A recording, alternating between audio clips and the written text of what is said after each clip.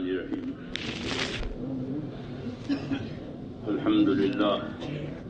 Photo مت کھینچو کرے آدمیوں، یہاں بیٹھ کے گناہ کرتے ہیں.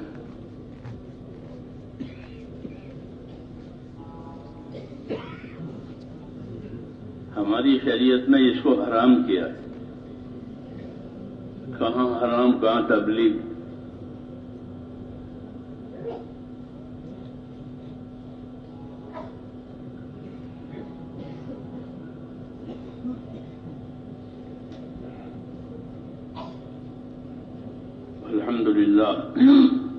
الحمد لله نحمده ونستعينه ونستغفره ونؤمن به ونتوكل عليه ونعوذ بالله من شرور أنفسنا ومن سيئات أعمالنا. من يهده الله فلا مضل له ومن يضلله فلا هادي له. ونشهد أن لا إله إلا الله وحده لا شريك له ونشهد أن سيدنا ومولانا محمدا عبده ورسوله صلى الله تعالى عليه وعلى آله وصحبه وبارك وسلم تسليما كثيرا كثيرا. أما بعد فأعوذ بالله من الشيطان الرجيم. بسم الله الرحمن الرحيم. وقال ربكم ادعوني أستجب لكم إن الذين يستكبرون عن عبادتي سيدخلون جهنم داخرين. صدق الله العظيم.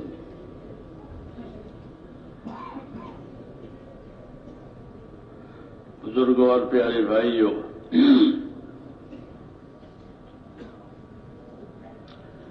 اللہ کے کرم اور اس کے فضل کہ ہم کو اس نے اس نعمت سے سرفراز فرمایا کہ ہم کو دین عطا فرمایا. دین عطا فرمایا اور ایسا دین عطا فرمایا جو کامل ہے، پورا ہے اور منسوخ بھی نہیں ہوگا، بدلے گا بھی نہیں. پھر ہم کو نبی دیا، رحمت نبی، رحمت محداد. ایک رحمت ہے جو ہدیے میں دی گئی ہے. وہ نبی صلی اللہ علیہ وسلم ہے. یہ اللہ کا خاص احسان ہے. لقد من اللہ علی المؤمنین اذ بعث فیہم رسولا. ایمان والوں پر احسان جتایا ہے، ان کو اپنا کرم بتایا ہے کہ اللہ نے ایمان والوں پر احسان کیا ہے کہ ان کے لیے نبی بھیجا. تو یہ اللہ تعالیٰ کے احسانات ہیں. مادی احسانات بھی بہت ہیں، مانوی احسانات بھی بہت ہیں. حیات عطا فرمائی، پھر دین عطا فرمایا، تندرستی عطا فرمائی، مال اولاد عطا فرمایا، اور کیا کیا نعمتیں گن بھی نہیں سکتے. ایک نعمت میں کتنی نعمتیں ہوتی ہیں، ایک نعمت میں کتنی نعمتیں ہوتی ہیں. ہاں، اس لیے کہا کہ تم اللہ کی نعمتوں کو گننا چاہو گے تو نہیں گن پاؤ گے. اتنی نعمتیں تمہارے ساتھ ہیں. اللہ تو کریم ہے. کریم کی شان ہی یہی ہے کہ وہ کرم کا معاملہ کرے. وہ کرم کا معاملہ کرے، اپنی شان کے لحاظ سے کرم کرے بندوں پر، مخلوق پر. اپنی شان کے لحاظ سے، لوگوں کی حاجت کے لحاظ سے نہیں. سخی حاجت دیکھتا ہے اور کریم اپنی شان دیکھ کر کام کرتا ہے. سخی لوگوں کی حاجت دیکھتا ہے کہ ان کو یہ ضرورت ہے کہاں دے دو، ان کو یہ ضرورت ہے کہ دے دو. اللہ تعالیٰ ضرورت نہیں دیکھتے بلکہ اپنی شان سے کریمانہ معاملہ کرتے ہیں. ہاں، کریمانہ معاملہ کرتے ہیں. اور مخلوق پیدا کرنے کی حکمت بھی یہی ہے کہ اللہ نے مخلوق پیدا کی ہے تو اس مخلوق اس لیے نہیں پیدا کی ہے کہ اللہ کی بادشاہت کا پتہ چلے، اس کی نہیں، بلکہ مخلوق پیدا کی ہے اظہار کرم کے لیے. من کردم خلقتا سودے کنم. ایک عارف نے اللہ کی طرف سے یہ بات کہی ہے کہ من کردم خلقتا سودے کنم بلکہ تابر بندگاں جودے کنم. یہ کہا کہ من کردم خلقتا سودے کنم والکتاب اور بندگاں جو دیکھنم، میں نے مخلوق اس لیے نہیں پیدا کی ہے کہ میری بادشاہت ظاہر ہو جاوے کہ ان کے ماننے والے بہت ہیں، بلکہ میں نے مخلوق اس لیے پیدا کی ہے کہ مخلوق پر اپنا کرم کرنا ہے. ہاں، مخلوق کو اپنی عنایات بغایات دینی ہے. ان کو دینے کے لیے پیدا کیا، ان کو محتاج پیدا کیا. ہاں، ان کو محتاج پیدا کیا، پھر ان کی حاجتیں اپنے کرم سے پوری کرتے ہیں. آپ سوچو کتنی مخلوق ہے اور ان کی کتنی حاجتیں ہیں. ہاں، انسان تو بیچارہ کمزور ہے، اس کی کیا حاجت. کیسی کیسی بڑی بڑی مخلوق پیدا کی ہے اور ان کی حاجتیں ہیں. ان کا کوئی انتظام نہیں ہے دوسری طرف سے. تو کم من دابۃ لا تحمل رزقها اللہ یرزقها، کہ کتنے جانور ہیں جو اپنے روزی اٹھائے نہیں پھرتے، تو پھر ان کو روزی کون دیتا ہے؟ کہ ان کو روزی ان کا پیدا کرنے والا دیتا ہے. ہاں، تو ان کو پیدا کیا تھا اس لیے تاکہ اپنے کرم کا اظہار کریں. مادی کرم بھی ہے، معنوی کرم بھی ہے.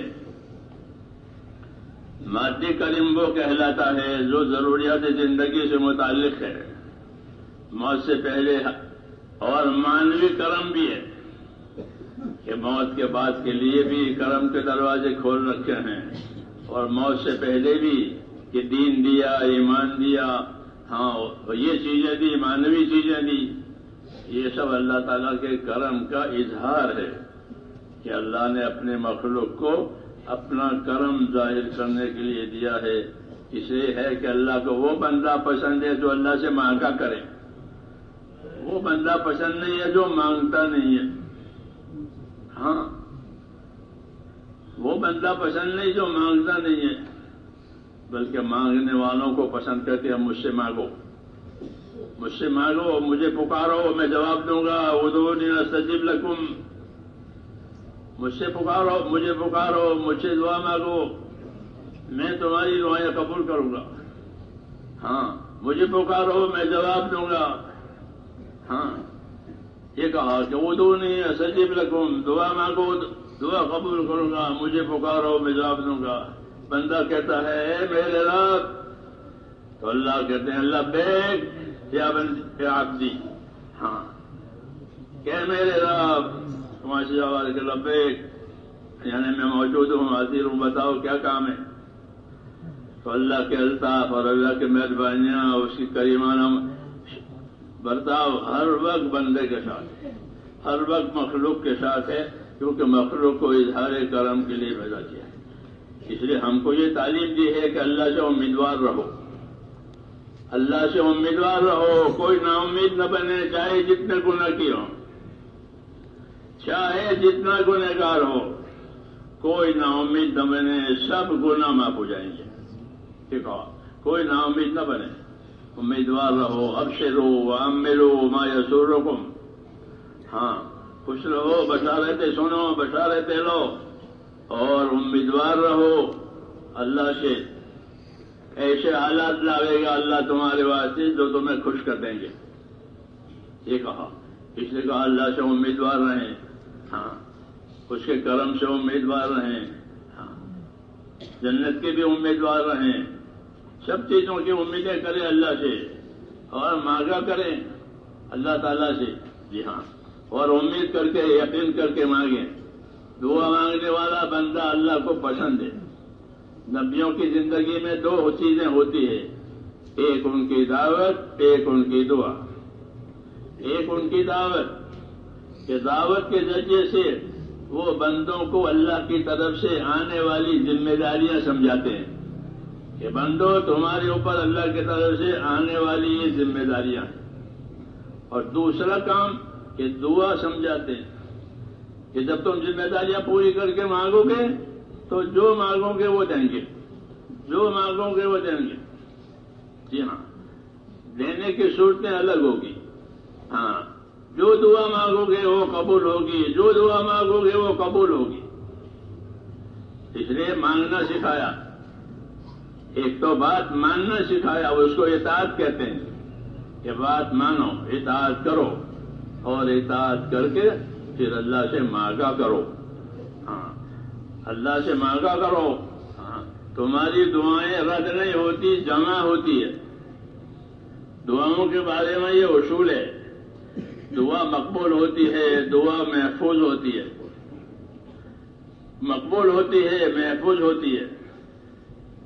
جس دعا کو فی الحال دے دینا ہے اس کو تو اس کو فی الحال دے دیتے ہیں کہ لو، اور جس دعا کو فی الحال دینا نہیں ہوتا اس کے مطلب کی چیز تو وہ دعا محفوظ کر لی جاتی ہے تاکہ اس کو اس کے وقت پر دے.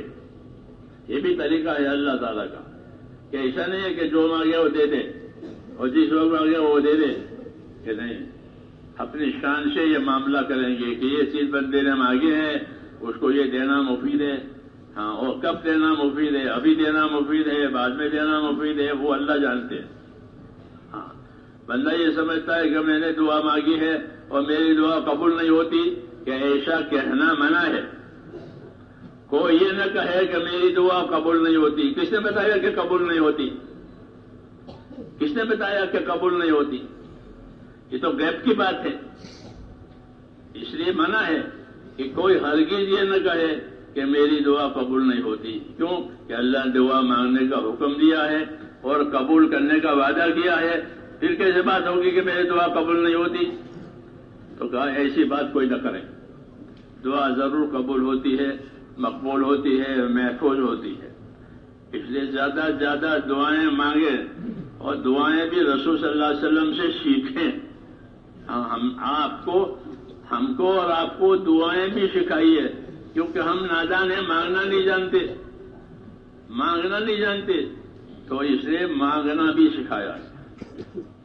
حضور صلی اللہ علیہ وسلم اپنی دعوت میں بھی نبی ہیں، اپنی دعا میں بھی نبی ہیں.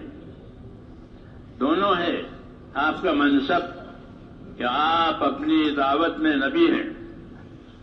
بعثت داعیا و مبلغا، کہ کہا میں داعی اور مبلغ بنا کر بھیجا گیا ہوں. ہاں، ہدایت اللہ دے گا، میں دعوت دوں گا، پہنچاؤں گا بات، اور ہدایت اللہ دے گا، ہدایت میرے ہاتھ میں نہیں ہے.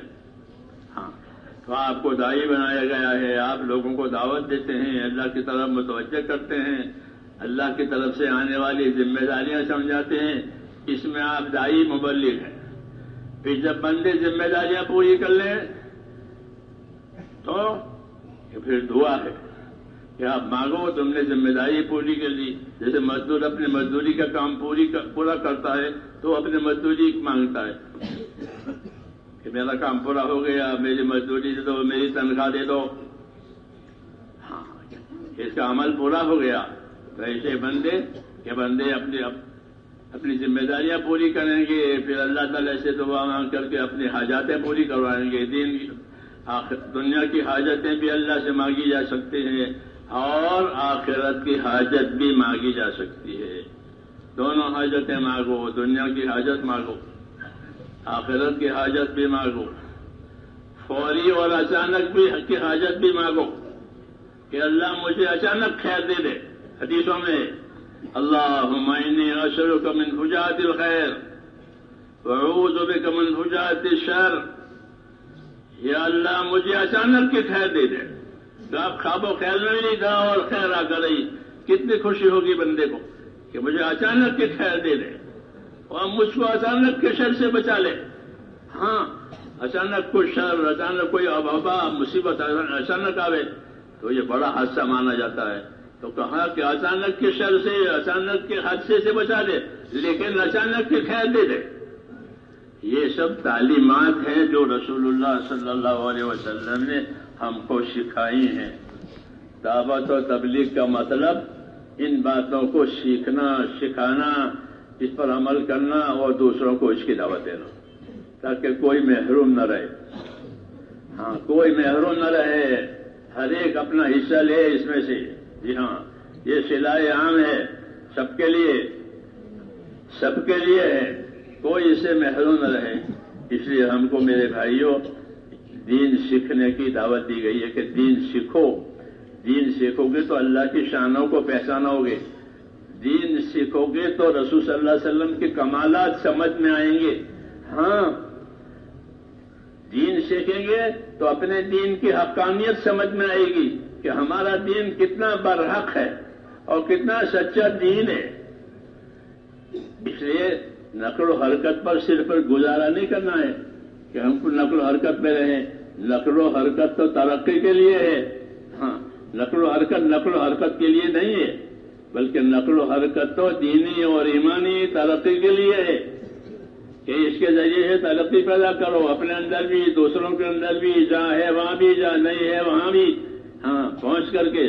تو یہ تو ترقی کے اسباب ہے نقل و حرکت، ہاں۔ تو لیکن مجرد نقل و حرکت نہیں ہے، فقط نقل و حرکت۔ جیسے فقط چکی چلتی رہے، نہ آٹا نہ دانا، تو کیا گزارا ہو جائے گا چکی چلنے سے؟ یہ کچھ نہیں ہوگا، صرف آواز آئے گی۔ تو ایسے خالی نقل و حرکت نہیں ہے، بلکہ ہماری نقل و حرکت ایمان کے ساتھ ہے، ایمان کے ساتھ، جس کو ایمان کی تحریک کہا گیا ہے کہ مسلمانوں کی زندگیوں میں ایمان حرکت میں آوے۔ جیسے خون حرکت میں آوے تو یہ تندرستی ہے، اور خون کہیں جم گیا تو زندگی خطرے میں پڑ جاتی ہے۔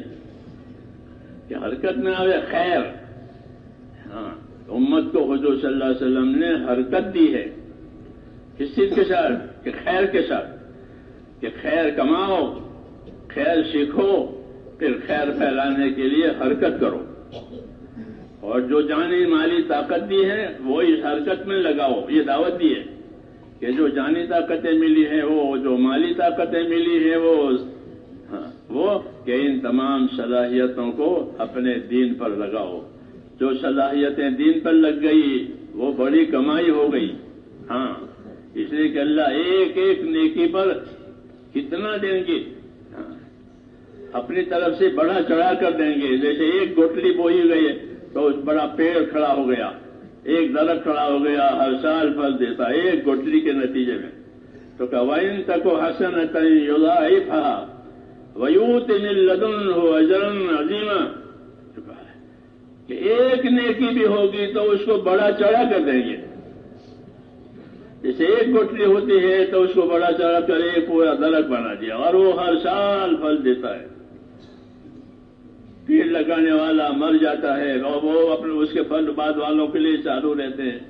تو کہ وَإِن تَكُ حَسَنَةً يُضَاعِفْهَا وَيُؤْتِ مِن لَّدُنْهُ أَجْرًا عَظِيمًا، کہ ایک نیکی بھی ہوگی تو اللہ اس کو بڑھا دے گا، اور بڑا اجر بنا کر، بڑا بدلہ بنا کر اس کے صلے میں اس کو دیں گے۔ یہ کیوں؟ کہ اللہ کے کریمانہ شان ہے۔ کریموں کا یہی سیوا ہوتا ہے جہاں کہ وہاں کوئی نا امید نہیں ہوتا، وہاں مشکلات کا حل کرنا آسان ہے کریموں کے آگے، ہاں، کہ کریموں کے آگے کوئی مشکل لے جائے گا، کوئی حاجت لے جائے گا تو کریم اس کو پوری کر دے گا، وہ مشکل دور کر دے گا۔ مثل مشہور ہے، پر کریمہ کا رہا دشوار نہیں، یہ کریموں کے آگے کام کرنا بنانا مشکل نہیں ہے، کریم کام لوگوں کے بنا دیتے ہیں۔ تو اللہ سے بڑھ کر کوئی کریم نہیں ہے، اللہ سے بڑھ کر کوئی رحیم نہیں ہے۔ ہاں، اللہ اپنی صفتوں میں، ان کی صفتیں لامحدود ہیں، ہاں، ہر صفت لامحدود، جی ہاں، اور بندوں کی حاجتیں تو محدود ہے، تھوڑی ہیں، ہاں، اس لیے اللہ تعالیٰ اپنی کریمانہ شان کے ساتھ معاملہ کرتے ہیں۔ ہاں، سب سے زیادہ کرم جس کا اظہار ہوتا ہے وہ دین کے ذریعے سے ہوتا ہے، کہ دین دے کر بڑا کرم کیا ہے، دین دے کر بڑا احسان کیا ہے، کہ دنیا کی خیر بھی کما لو دین کے ذریعے سے، اور آخرت کے اور ہمیشہ کی خیر بھی کما لو۔ جی ہاں، کہ دین وہ نعمت ہے کہ جس کے ذریعے سے دنیا کی خیر بھی کما سکتے ہو، آخرت کی خیر بھی کما سکتے ہو، ہاں۔ اور اللہ تعالیٰ کو دین سے زیادہ کوئی چیز پسند نہیں ہے، اللہ نے ہم کو پسند کر کے دین دیا ہے۔ وَرَضِيتُ لَكُمُ الْإِسْلَامَ دِينًا، کہ میں نے تم کو پسند کر کے یہ دین دیا ہے۔ سوچو اللہ کی پسندگی کا معیار، کہ کسی چیز کو اللہ پسند کر کے دے۔ جیسے کوئی دوست کہے کہ میں یہ چیز آپ کے لیے پسند کر کے لایا ہوں، ہاں، محبت اور تعلق کی بات، تو اللہ کہتے ہیں میں نے تمہارے لیے اس دین کو پسند کیا ہے۔ تو اللہ کی پسندگی کا کیا ٹھکانا ہے؟ تو ہمارے لیے دین کو اللہ نے پسند کیا ہے، وَرَضِيتُ لَكُمُ الْإِسْلَامَ دِينًا۔ جب اللہ نے ہمارے لیے دین پسند کیا تو سوچنے کی بات ہے کہ کیا اللہ ہماری بے دینی پسند کریں گے؟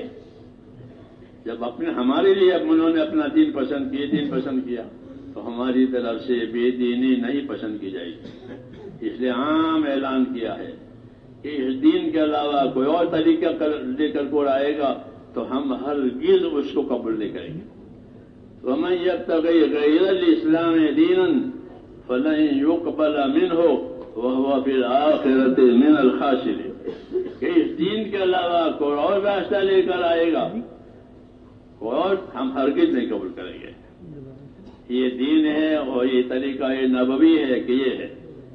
پھر نبوی دین کو پر چلنے کے لیے کہ دین پر چلنے کے لیے نبوی طریقہ ہوگا، حکم اللہ کے ہوں گے، طریقے نبی کے ہوں گے۔ اس لیے دین اللہ کا دیا ہوا ہے، یہی قبول ہوگا، اور اس پر چلنے کے لیے طریقہ کہ وہ نبی کا ہوگا، نبی کی سنتیں ہوگی۔ ہاں، اس کام کی کیا سنتیں ہیں، اس کام کی کیا سنتیں ہیں، اس کام کی کیا سنتیں ہیں۔ ہماری دعوت میں اجتماعی کام تو نصرت ہے اور انفرادی کام اتباعی سنت ہے، لیکن لوگ اتباعی سنت کو بھول گئے ہیں۔ ہاں، اس لیے انفرادی زندگیوں میں دینداری کم نظر آئے گی، مجمع بہت لیکن انفرادی زندگیوں کی دینداری کم۔ ہاں، وہ اس وجہ سے کہ اس پر توجہ نہ ہو گئی۔ حالانکہ بازاروں کا معاملہ آپ دیکھو تو بازار میں اجتماعی طور پر سب کماتے ہیں، لیکن انفرادی طور پر ہر ایک زیادہ کمانے کی فکر میں ہے کہ مجھے زیادہ نفع ہو جاوے، میرا کاروبار تیز ہو جاوے، تو وہاں اپنی انفرادیت کو بازار میں لوگ دیکھتے ہیں۔ ہاں، ہماری یہ نادانی ہے کہ ہم اپنی انفرادیت کی طرف توجہ نہ کرتے، بلکہ اجتماع تو بہت بڑا اجتماع ہو گیا، ہاں بہت لوگ نکل گئے، یہ تو ہو گیا۔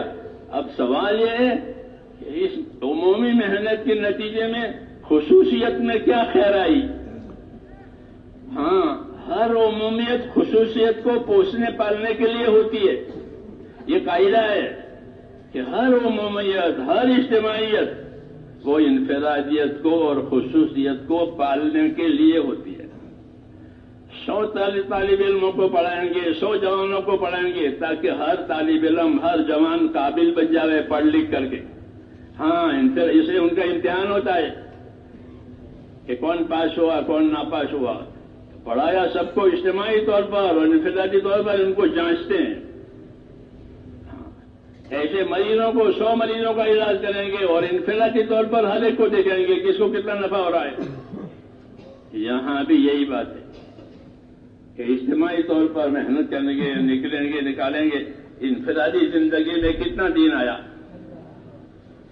صبح سے شام تک کتنی سنتوں پر عمل ہوا، ہاں نمازیں کتنے درجے میں صحیح ہوئی، زکاتیں کتنی پائی پائی کر کے دی مالداروں نے۔ ہاں، خالی خروج پر گزارا نہیں کیا جائے گا بلکہ دیکھا جائے گا کہ انفرادی زندگی میں مالدار نے زکات دی نہیں دی، کیونکہ حضور صلی اللہ علیہ وسلم نے حجۃ الوداع میں یہ ساری ذمہ داریاں سمجھائی ہے۔ ساری عمر آپ نے دعوت دی ہے، محنت کی ہے، نقل و حرکت، آخر میں یہ ذمہ داری سمجھائی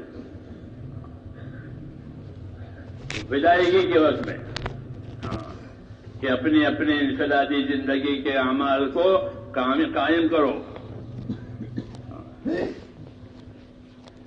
صلو خمسکم، صوموا شہرکم، ادوا زکات اموالکم، اطیعوا امراءکم، تدخلوا جنت ربکم۔ حجۃ الوداع میں کہا کہ صلو خمسکم، اپنی 5 نمازوں کی پابندی کرنا، اپنے روزوں کی ادائیگی کرنا، اپنے مال کی زکات دینا، اپنے ذمہ داروں کی بات مان کر کے چلنا، یہ تو اپنے پروردگار کی جنت میں داخل ہو جاؤ گے۔ تو یہ انفرادی توجہات ہے، یہ انفرادی توجہات ہے، ورنہ 23 سال میں ساری باتیں پہنچ گئی ہیں۔ اب آخری جو خطبہ تھا وہ آپ کا آخری مجمع تھا، اپنے مجلس سے آپ رخصت ہو رہے ہیں تو یہ باتیں کہی ہے. تو میرے بھائیوں اصل یہی ہے کہ اجتماعیت ہماری وہ ہماری انفرادیت کو پوشے، ہماری انفرادیت کو صحیح کرے. ہاں کہ ہماری انفرادی زندگی جو ہے وہ حکم والی سنتوں والی بن جائے. ہاں یہ دیکھا جائے گا، یہی اس کام کا اصل فائدہ ہے. یہاں ورنہ تو حج میں سب حاجی ہوتے ہیں، نماز میں سب نمازی ہوتے ہیں. ہاں لیکن کس کا کیسا حج ہے، کس کی کیسی نماز ہے، یہ دیکھی جائے گی. اس لیے ان محنت کے ساتھ ساتھ اپنی انفرادی زندگی کو شریعت کے مطابق، حکم کے مطابق، سنت کے مطابق بنانا ضروری ہے.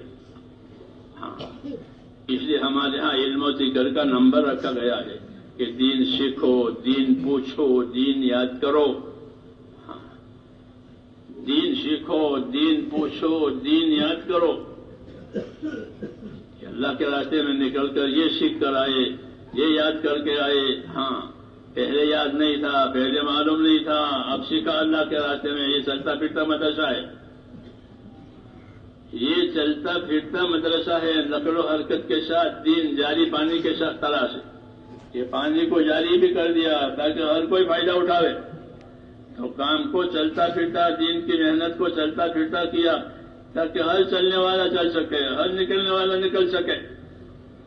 جی ہاں پرائیویٹ بسوں کی طرح سے نہیں ہے کہ پرائیویٹ بسوں میں وہی بیٹھیں گے تو پرائیویٹ بسوں والے ہیں کہ نہیں، عام ہے. ہاں نقل و حرکت حضور صلی اللہ علیہ وسلم نے امت کو نقل و حرکت دی ہے چکی کی طرح سے. چکی حرکت کرتی ہے تو چاروں طرف آٹا گرتا ہے. ایسے آپ کی نقل و حرکت جو سکھائی ہے کہ چاروں طرف دینداری آئے گی، ہر طبقے میں دینداری آئے گی، کیونکہ ہر طبقہ اس میں بلایا جائے گا، دعوت کے ذریعے سے وہ چلایا جائے گا سیکھنے سکھانے کے لیے تاکہ زندگی علم و ذکر والی بنے. تو پھر ہر طبقے میں دین آئے گا، اپنے طبقے کی دینداری کا شعور آئے گا کہ تجارت کا کیا دین ہے، زمینداری کا کیا دین ہے، مزدوری کا کیا دین ہے، عہدیداری کا کیا دین ہے. یہ شعور پیدا ہوئے گا. ہاں اسی اور فضائل سے چلایا ہے، اس کام کو فضائل سے چلایا ہے. جی ہاں اور یہی صحیح طریقہ ہے. مسائل کے حل کرنے کا صحیح طریقہ فضائل ہے. حضور صلی اللہ علیہ وسلم لوگوں کو فضائل بتاتے تھے، مسائل حل ہو جاتے تھے.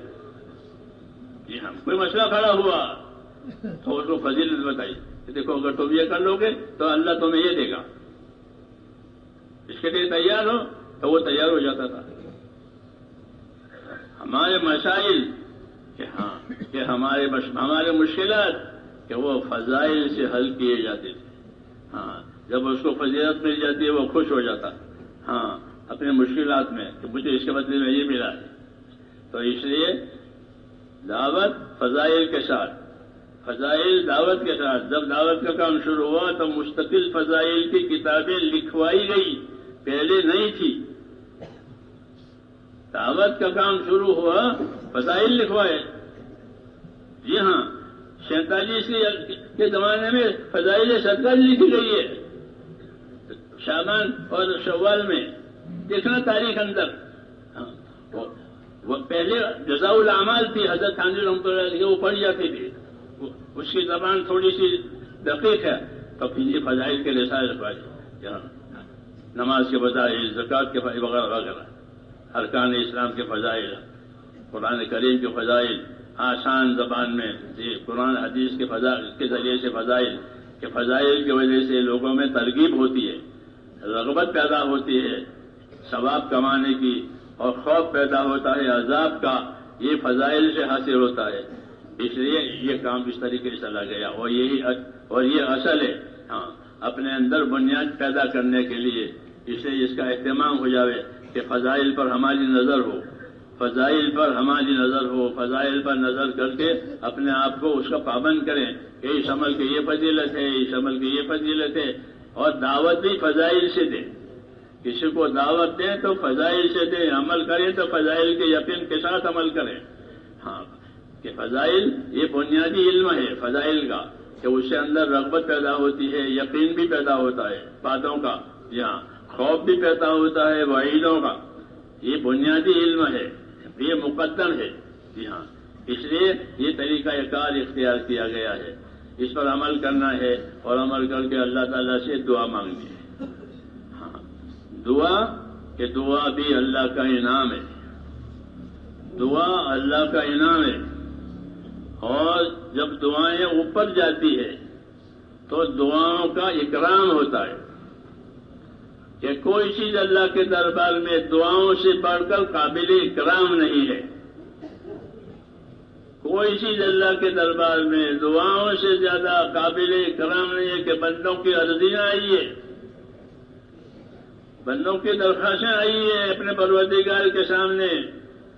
ہاں، تو اللہ تعالیٰ ان کی درخواستوں سے، ان کی عرضیوں سے، دعاؤں سے خوش ہوتے، مانگنے والوں سے خوش، نہ مانگنے والوں سے ناراض. اس لیے حکم ہے کہ مانگا کرو اللہ سے، تمہاری دعائیں جمع ہوگی، محفوظ ہوگی، مقبول ہوگی. ہاں، اس لیے دعا بھی خوب مانگنی ہے. کیونکہ ہمارے دل صحیح نہیں رہے، اس لیے دعا میں جی نہیں لگتا.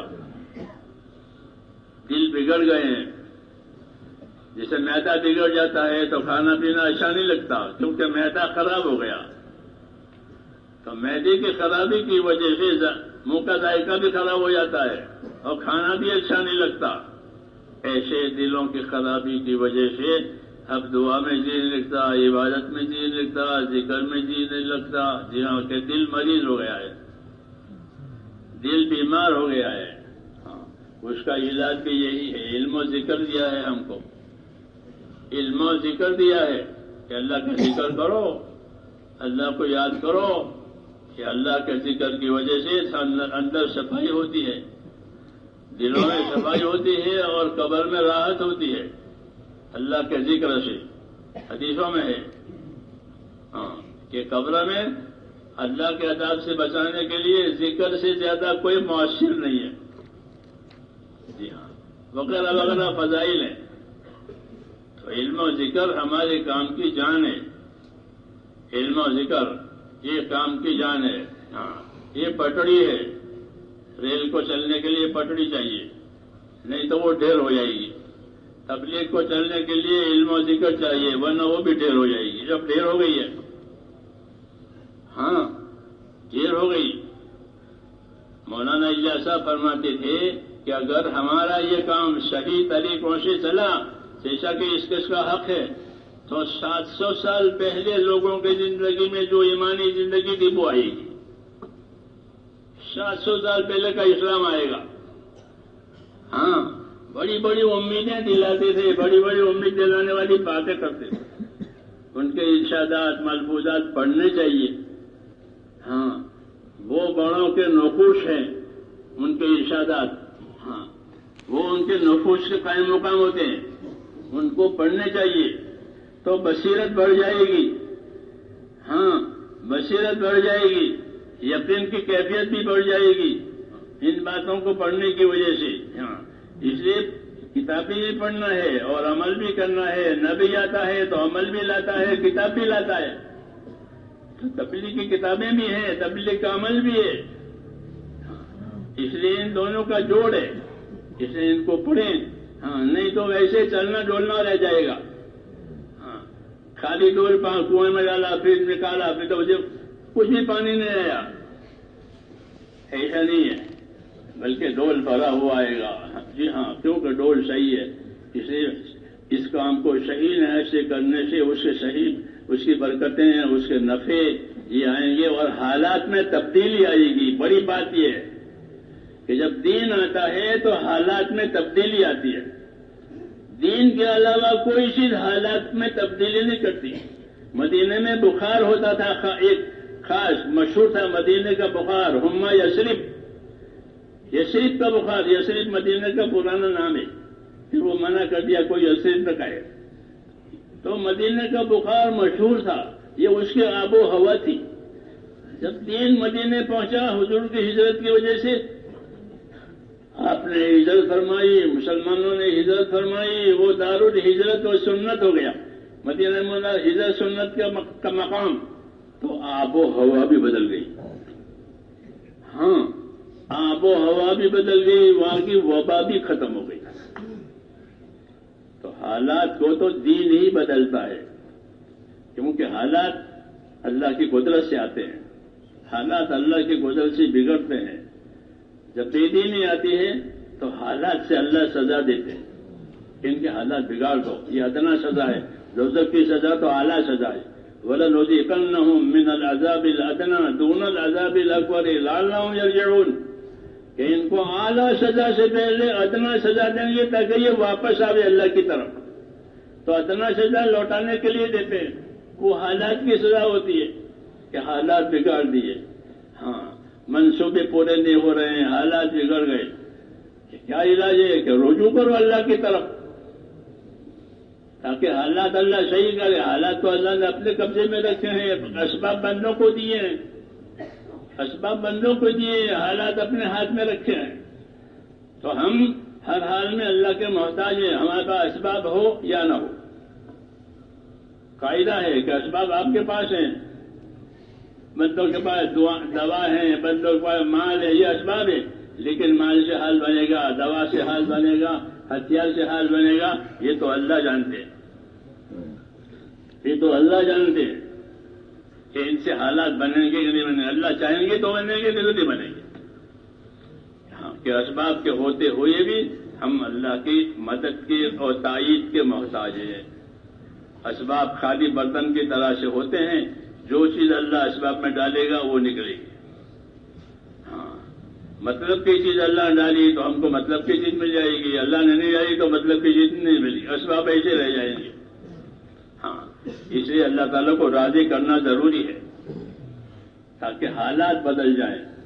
ہاں، حالات بدل جائیں. حالات کو بدلنے والا صرف اللہ ہے. اور اس کو سمجھانے کے لیے کہا کہ رات چھوٹی ہو گئی، دن بڑا ہو گیا، دن چھوٹا ہو گیا، رات بڑی ہو گئی.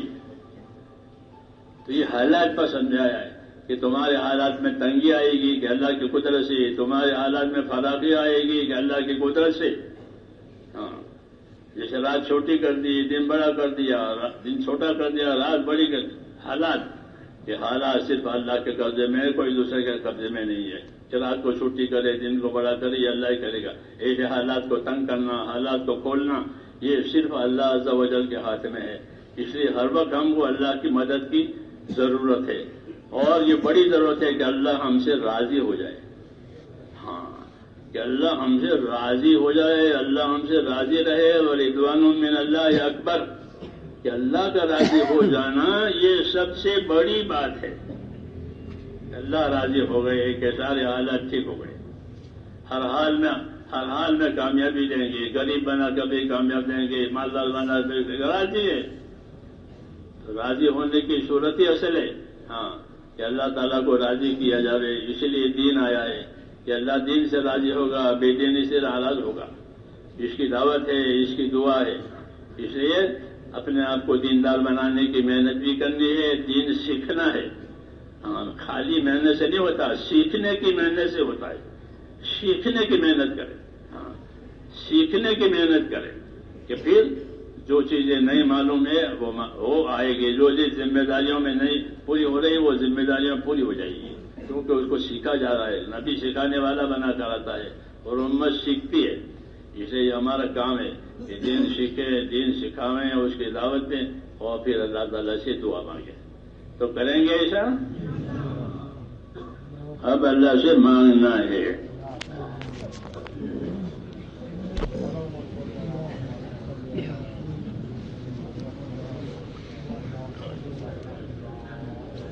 یوں بتایا گیا ہے کہ یقین کے ساتھ مانگو، یقین کے ساتھ مانگو کہ ضرور قبول ہوگی دعا. ہاں، کیوں کہ دعا مانگنے کا حکم دیا ہے، قبول کرنے کا وعدہ کیا ہے. تو دعا مانگے اور دعا رسول کے طریقے سے مانگے. جی ہاں، آپ نے بہت دعائیں سکھائی ہے ہم کو. حدیثوں میں بہت دعائیں آپ نے ہمارے پیچھے ہمارے لیے چھوڑی ہے. یہ مانگو، فلاں مصیبت ہو جاوے تو یہ مانگو، فلاں حادثہ ہو جاوے تو یہ مانگو.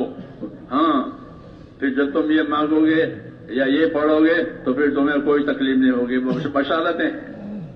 اس لیے دعائیں بھی سیکھنی ہے، دعوت بھی سیکھنی ہے، ہاں دونوں، تاکہ اللہ سے مانگنا صحیح ہو جائے، اور مانگا کریں اللہ تعالیٰ سے رات میں دن میں۔ اللہ کا دروازہ ہر وقت کھلا ہوا ہے، اللہ سے ٹائم لینے کی ضرورت نہیں ہے۔ جیسے بڑوں سے لوگ ٹائم لیتے ہیں کہ ہم کو ٹائم دیجیے، آپ سے کچھ کہنا ہے، کہ یہاں نہیں ہے، یہاں دروازہ کھلا ہوا ہے، رات بھی دن بھی ہر وقت، جب چاہو اللہ سے مانگا کرو۔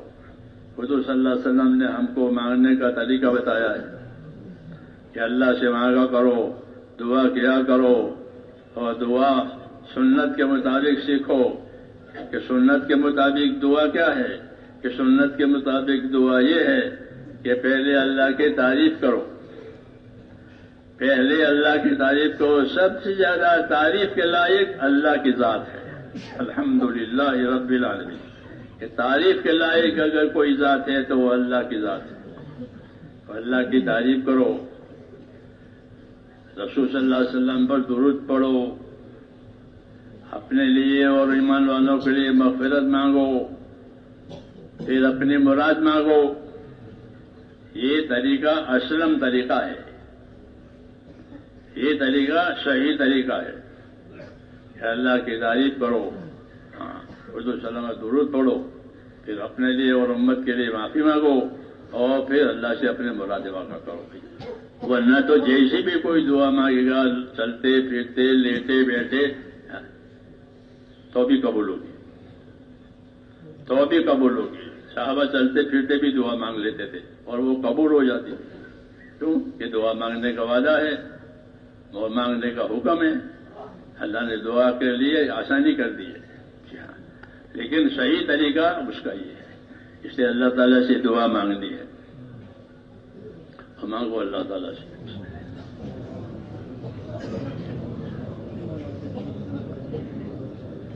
بسم اللہ الرحمن الرحیم۔ اللہم لک الحمد کلہ ولک الشکر کلہ ولک الملک کلہ بیدک الخیر کلہ الیک یرجع الامر کلہ لا الہ الا اللہ وحدہ لا شریک لہ لہ الملک ولہ الحمد یحیی ویمیت وہو علی کل شیء قدیر۔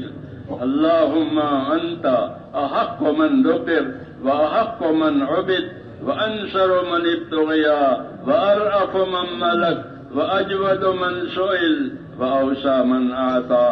اللهم أنت الملك لا شريك لك، اللهم أنت الملك لا شريك لك والفرد لا ند لك، كل شيء هالك إلا وجهك، لن تطاع إلا بإذنك ولن تعصى إلا بعلمك، تطاع فتشكر وتعصى فتغفر، أقرب شهيد وأدنى حفيظ، حلت دون النفوس وأخذت بالنواجي وكتبت الآثار ونسخت الآجال، القلوب لك مفضية والسر عندك علانية، الحلال ما أحللت والحرام ما حرمت والدين ما شرعت والأمر ما قضيت والخلق خلقك والعبد عبدك وأنت الله الرؤوف الرحيم۔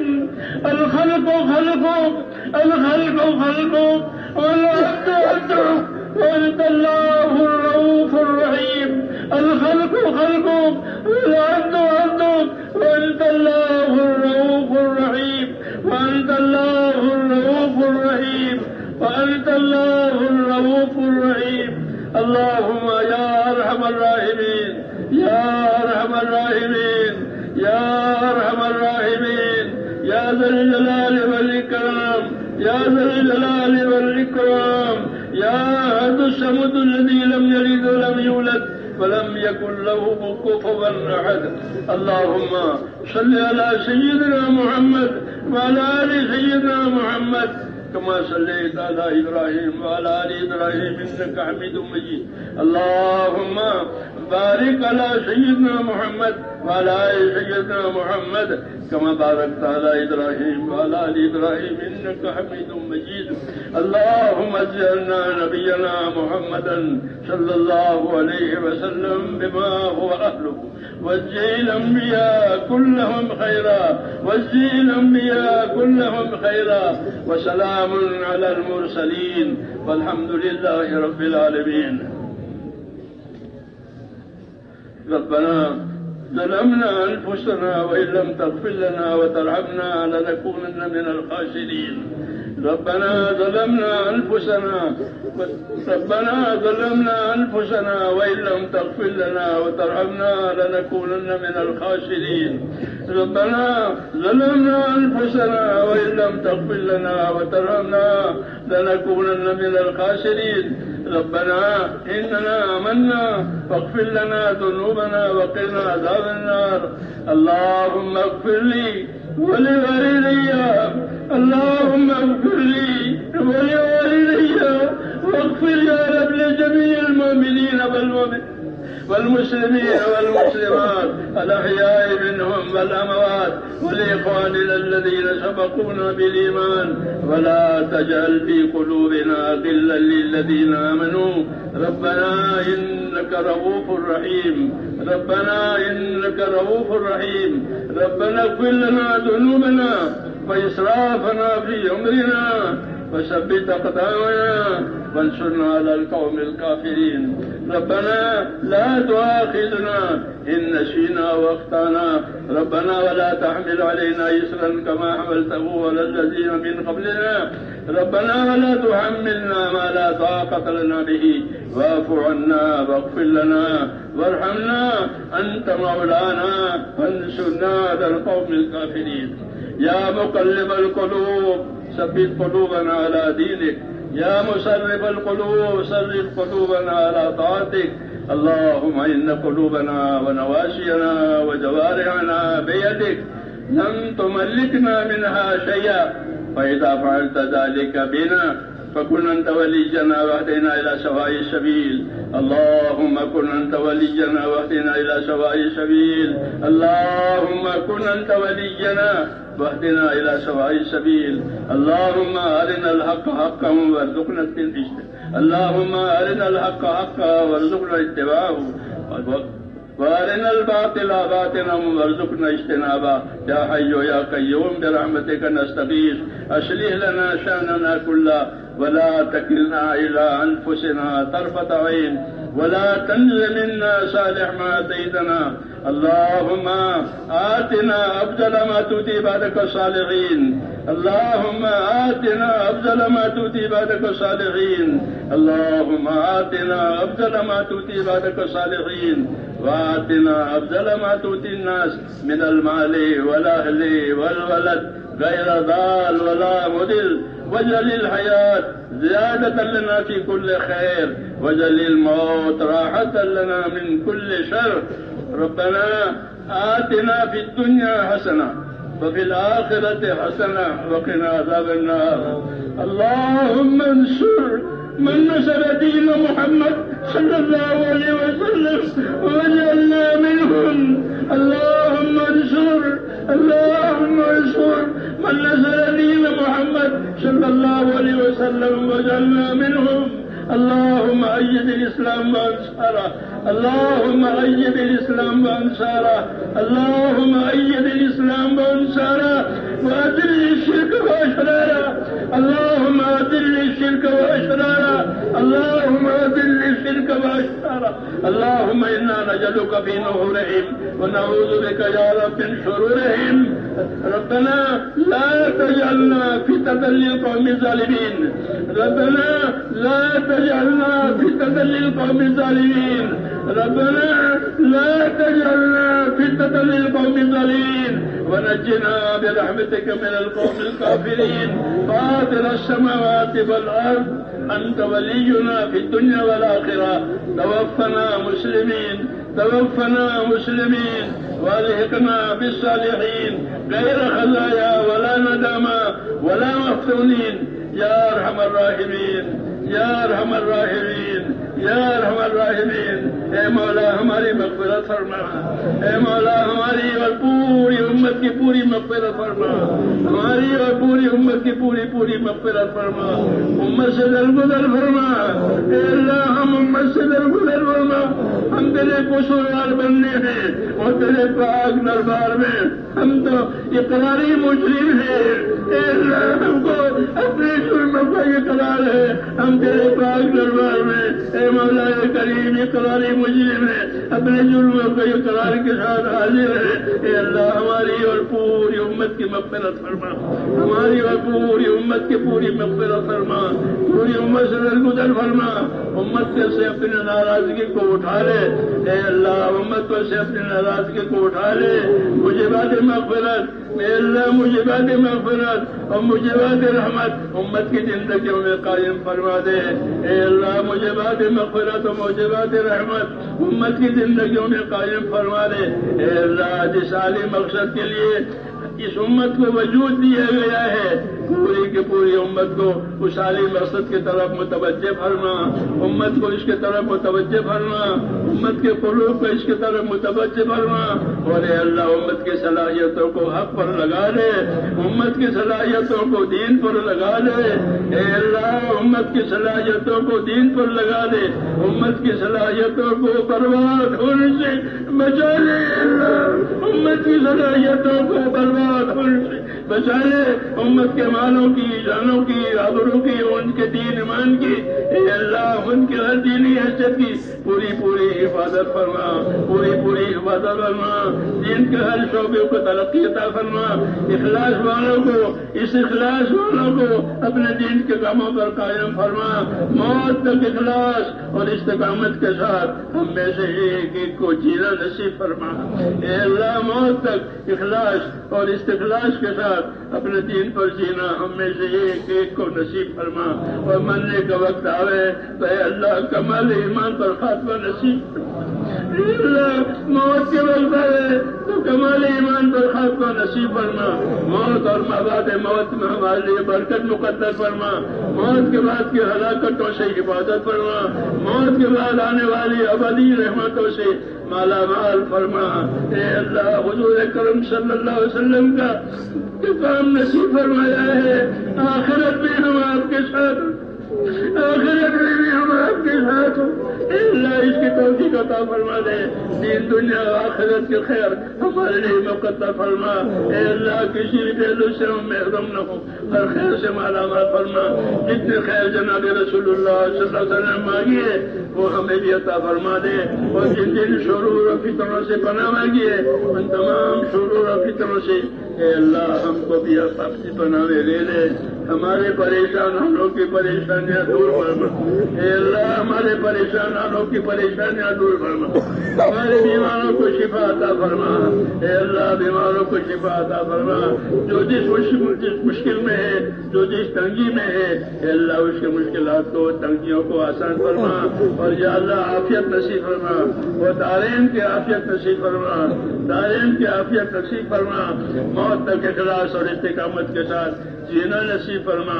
اے اللہ جن بھائیوں دوستوں نے دعاؤں کے لیے کہا ہے، لکھا ہے، اے اللہ دعاؤں کے وہ متوقع ہیں، ان کی جائز مرادوں کو پورا فرما، بیمار ہے تو شفا عطا فرما، قرض دار ہے تو ان کو قرضوں میں سے نجات دے، حلال پاک روزیوں کے دروازے امت پر کھول دے، حرام کے رزق سے امت کی پوری حفاظت فرما، امراض اور اسقام و بیماریوں سے پوری امت کی حفاظت فرما، صحت عطا فرما، سلامتی عطا فرما، عافیت عطا فرما، اور تیری مرضیات کی بھرپور توفیق عطا فرما۔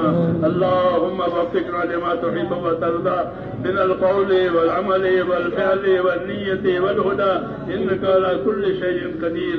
ربنا آتنا في الدنيا حسنة وفي الآخرة حسنة وقنا عذاب النار، وصلى الله تعالى على خير خلقه محمد وآله وصحبه أجمعين برحمتك يا أرحم الراحمين۔ سبحان ربك رب العزة عما يصفون وسلام على المرسلين والحمد لله رب العالمين۔